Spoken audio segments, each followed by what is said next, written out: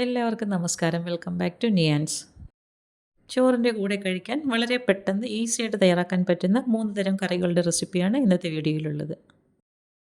ആദ്യം സവാളയും തൈരും എല്ലാം കൂടെ ചേർത്ത് നല്ല കിഡിലൻ ടേസ്റ്റിൽ തയ്യാറാക്കിയ ഒരു കറിയുടെ റെസിപ്പിയാണ്. അതെങ്ങനെയാണ് ചെയ്യുന്നതെന്ന് നോക്കാം.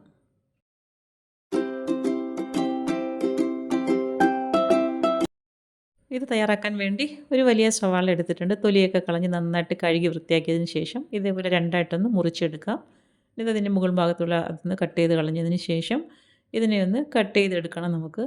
അത് സ്ക്വയർ പീസസ് ആയിട്ടാണ് മുറിച്ചെടുക്കേണ്ടത്. അപ്പോൾ ഇതേപോലെ നടുവിലൂടെ ഒന്ന് കീറിയതിന് ശേഷം ഇതേപോലെ വലിയ പീസസ് ആയിട്ട് മുറിച്ചെടുക്കാം. ഇനി നമുക്ക് ഇത് ഓരോന്നും ഇതളുകളായിട്ട് അടർത്തി മാറ്റിയെടുക്കണം. അപ്പോൾ ആ ഒരു രീതിയിലാണ് ഇത് കറി വയ്ക്കാൻ വേണ്ടി കട്ട് ചെയ്തെടുക്കുന്നത്. അപ്പോൾ ഇതേപോലെ നമ്മൾ ഈ മുറിച്ച് വെച്ചിരിക്കുന്ന എല്ലാം ഇതളുകളായിട്ട് അടർത്തിയെടുക്കാം. ഇത്രയും വലിപ്പത്തിൽ വേണം ഈ സവാള കട്ട് ചെയ്തെടുക്കാൻ. ഇനി നമുക്കിതിലേക്ക് വേണ്ടത് അരക്കപ്പ് തൈരാണ്. അപ്പോൾ ഒരുപാട് പുളിയില്ലാത്ത തൈര് നോക്കി വേണം എടുക്കാൻ.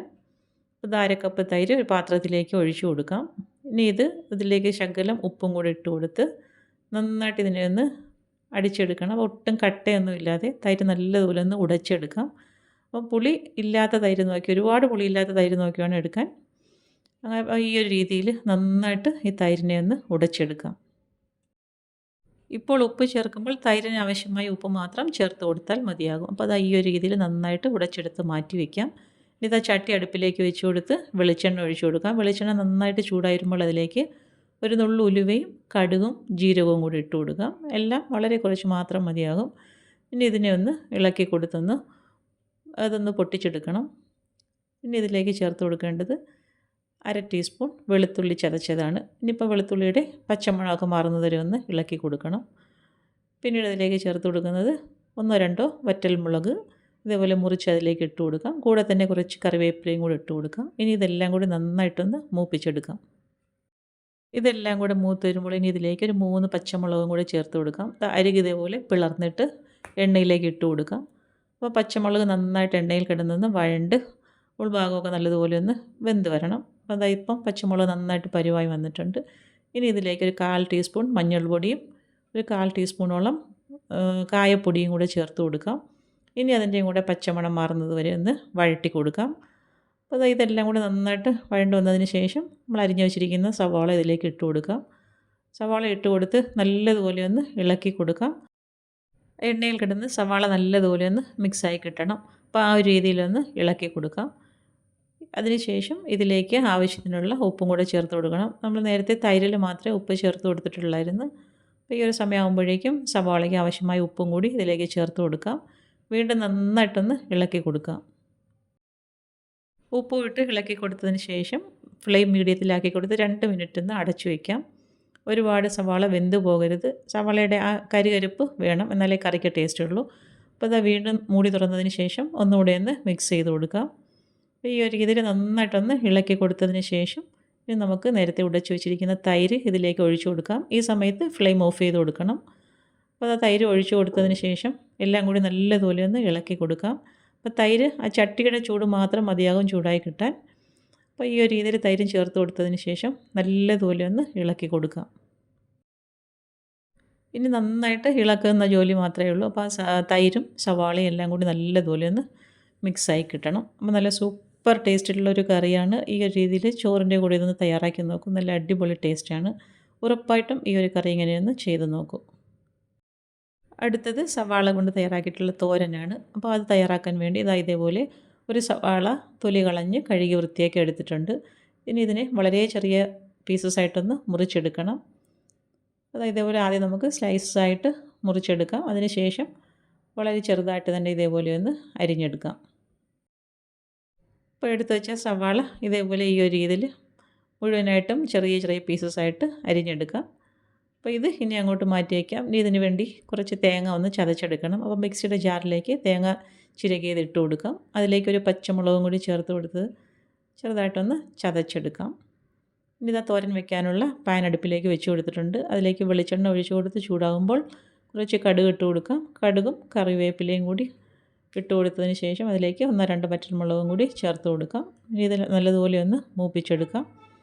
അപ്പോൾ നന്നായിട്ട് മൂത്ത് വരുന്ന സമയത്ത് അരിഞ്ഞു വെച്ചിരിക്കുന്ന സവാള ഇതിലേക്ക് ചേർത്ത് കൊടുക്കാം. സവാള ചേർത്ത് കൊടുത്തതിന് ശേഷം നല്ലതുപോലെ ഒന്ന് ഇളക്കി കൊടുക്കണം. ഇത് മൂടി വെച്ച് വേവിക്കേണ്ട ആവശ്യമൊന്നുമില്ല. സവാള ആയതുകൊണ്ട് തന്നെ പെട്ടെന്ന് ഇതൊന്ന് റെഡിയായി കിട്ടും. അപ്പോൾ അത് നല്ലതുപോലെ ഒന്ന് 1-2 മിനിറ്റ് ഒന്ന് ഇളക്കി കൊടുത്തതിന് ശേഷം നമുക്കിതിലേക്ക് അരപ്പ് ചേർത്ത് കൊടുക്കാം. ഇതിലേക്ക് ഈ സമയത്ത് ആവശ്യത്തിനുള്ള ഉപ്പും കൂടെ ചേർത്ത് കൊടുക്കാം. ഉപ്പും ചേർത്ത് കൊടുത്ത് വീണ്ടും നല്ലതുപോലെ ഒന്ന് ഇളക്കി കൊടുക്കാം. ഇനി ഇതിലേക്ക് നമുക്ക് അരപ്പും കൂടെ ചേർത്ത് കൊടുക്കാം. അരപ്പും ചേർത്ത് കൊടുത്തതിന് ശേഷം വീണ്ടും നല്ലതുപോലെ ഒന്ന് ഇളക്കി കൊടുക്കാം. മൂടി വയ്ക്കേണ്ട ആവശ്യമില്ല. ആ അരപ്പിൻ്റെ പച്ചമണമൊക്കെ മാറുന്നത് വരെ നല്ലതുപോലെ ഒന്ന് ഇളക്കി കൊടുക്കാം. അപ്പോൾ ഈ സവാള തോരൻ ഇതേപോലെ ഇങ്ങനെ തന്നെ നമുക്ക് അടുപ്പിൽ നിന്ന് മാറ്റാം. ഇതില്ലാന്നുണ്ടെങ്കിൽ നമുക്കിതിലേക്ക് ഒരു മുട്ടയും കൂടെ ഉടച്ചൊഴിക്കാം. മുട്ട ഉടച്ചൊഴിച്ച് കൊടുത്തതിന് ശേഷം നല്ലതുപോലെ ഒന്ന് മിക്സ് ചെയ്ത് കൊടുക്കാം. അപ്പോൾ ആ മുട്ട നല്ല രീതിയിലൊന്ന് ഡ്രൈ ആയി കിട്ടണം. മുട്ട വേണ്ടാന്നുണ്ടെങ്കിൽ ചേർത്ത് കൊടുക്കണ്ട, അല്ലാതെ തന്നെ അടുപ്പിൽ നിന്ന് മാറ്റിയാൽ മതിയാകും. ഞാനിവിടെ ഒരു മുട്ടയും കൂടെ ചേർത്ത് കൊടുക്കുന്നുണ്ട്. അപ്പോൾ ഈ ഒരു രീതിയിൽ നന്നായിട്ട് ഇളക്കി മുട്ട നന്നായിട്ട് ഡ്രൈ ആയി വരുന്ന സമയത്ത് ഫ്ലെയിം ഓഫ് ചെയ്ത് കൊടുക്കാം. ഇപ്പോൾ ഇത് തോരൻ നന്നായിട്ട് റെഡി ആയി കഴിഞ്ഞ് ഈ സമയമാകുമ്പോഴേക്കും ഫ്ലെയിം ഓഫ് ചെയ്ത് കൊടുക്കാം. അപ്പോൾ നല്ല കിടിലൻ ടേസ്റ്റിലുള്ള സവാള തോരനും റെഡി ആയി കഴിഞ്ഞ് ഈ ഒരു രീതിയിലൊന്ന് ട്രൈ ചെയ്ത് നോക്കൂ. അടുത്തത് പപ്പടം കൊണ്ടുള്ളൊരു മെഴുക്ക് പുരട്ടിയാണ്. ഒരു 4-5 പപ്പടം എടുത്തിട്ടുണ്ട്. ഇത് വളരെ ചെറിയ പീസസ് ആയിട്ട് ഇതിനെ ഒന്ന് മുറിച്ചെടുക്കണം. എണ്ണയിലിട്ട് വറുത്ത് കോരി എടുക്കാനാണ്. അപ്പം ചെറിയ ചെറിയ പീസസ് ആയിട്ട് മുറിച്ചെടുക്കാം. ഈ ഒരു രീതിയിൽ നമുക്ക് ആവശ്യമുള്ള അത്രയും പപ്പടം ഇതേപോലെ മുറിച്ചെടുക്കാം. അതിനുശേഷം വറുക്കാനുള്ള പാത്രം അടുപ്പിലേക്ക് വെച്ച് കൊടുത്ത് അതിലേക്ക് എണ്ണ ഒഴിച്ചു കൊടുക്കാം. എണ്ണ നന്നായി ചൂടായി വരുമ്പോൾ കുറേശ്ശെയായിട്ട് ഇട്ട് കൊടുത്ത് വറുത്ത് കോരിയെടുക്കാം. അപ്പോൾ നമ്മൾ എടുത്തു വെച്ച പപ്പടമെല്ലാം ഇതേപോലെ വറുത്തെടുക്കാം. അതിനുശേഷം നമുക്ക് മെഴുക്ക് പുരട്ടി ഉണ്ടാക്കാൻ വേണ്ടി പാത്രം അടുപ്പിലേക്ക് വെച്ച് കൊടുക്കാം. പാത്രം വെച്ച് കൊടുത്ത് അതിലേക്ക് കുറച്ച് വെളിച്ചെണ്ണ ഒഴിച്ചു കൊടുക്കാം. വെളിച്ചെണ്ണ ഒന്ന് ചൂടായി വരുമ്പോൾ ഇതേപോലെ ഒരു 10 ചെറിയ ഉള്ളി ചതച്ചതാണ് ചേർത്ത് കൊടുക്കുന്നത്. ഇതേപോലെ എണ്ണയിലേക്ക് ഇട്ട് കൊടുത്ത് നന്നായിട്ടൊന്ന് വഴട്ടിയെടുക്കാം. ചുവന്നുള്ളി വഴണ്ടി വരുന്ന സമയത്ത് കുറച്ച് കറിവേപ്പിലയും കൂടെ അതിലേക്ക് ചേർത്ത് കൊടുക്കാം. വീണ്ടും നന്നായിട്ടൊന്ന് ഇളക്കി കൊടുക്കാം.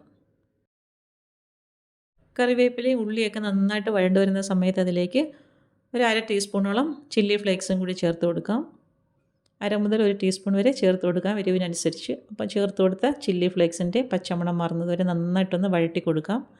ഇനി ഇതിലേക്ക് കുറച്ച് മുളക് പൊടിയും കൂടി ചേർത്ത് കൊടുക്കണം. ഒരു 1/4 മുതൽ 1/2 ടീസ്പൂൺ വരെ മുളക് പൊടി ചേർത്ത് കൊടുക്കാം. അതും കൂടെ ചേർത്ത് കൊടുത്തതിന് ശേഷം വീണ്ടും നന്നായിട്ടൊന്ന് മൂപ്പിച്ചെടുക്കാം.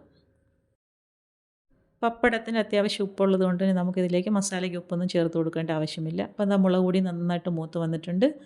ഇനി നമുക്ക് ഈ സമയമാകുമ്പോഴേക്കും വറുത്ത് വെച്ചിരിക്കുന്ന പപ്പടം ഇതിലേക്ക് ചേർത്ത് കൊടുക്കാം. ഇനി നന്നായിട്ടൊന്ന് മിക്സ് ചെയ്ത് കൊടുത്താൽ മതിയാകും. ഫ്ലെയിം ഓഫ് ചെയ്ത് കൊടുക്കാം. ഇനി ഈ ഒരു രീതിയിൽ മസാലയും പപ്പടവും എല്ലാം നന്നായിട്ടൊന്ന് ഇളക്കി യോജിപ്പിച്ചെടുക്കാം. അപ്പോൾ ഇത്രയേ ഉള്ളൂ. ഉച്ചയൂണിന് വളരെ സിമ്പിളായിട്ട് പെട്ടെന്ന് തയ്യാറാക്കാൻ പറ്റുന്ന 3 തരം കറികളാണ്. ഈ ഒരു രീതിയിൽ ഈ കറികളൊന്ന് തയ്യാറാക്കി നോക്കൂ. ഇപ്പോൾ നമ്മുടെ ഈ പപ്പടം മെഴുക്ക് പുരട്ടി റെഡിയായി കഴിഞ്ഞു. അപ്പോൾ ഇന്നത്തെ വീഡിയോ ഇത്രയേ ഉള്ളൂ. ഇഷ്ടമായ ലൈക്ക് ചെയ്ത് സബ്സ്ക്രൈബ് ചെയ്ത് സപ്പോർട്ട് ചെയ്തേക്കൂ. വീണ്ടും അടുത്ത വീഡിയോയിൽ കാണുന്നത് വരെ ബൈ ഫ്രം നിയാൻസ്. Thanks for watching.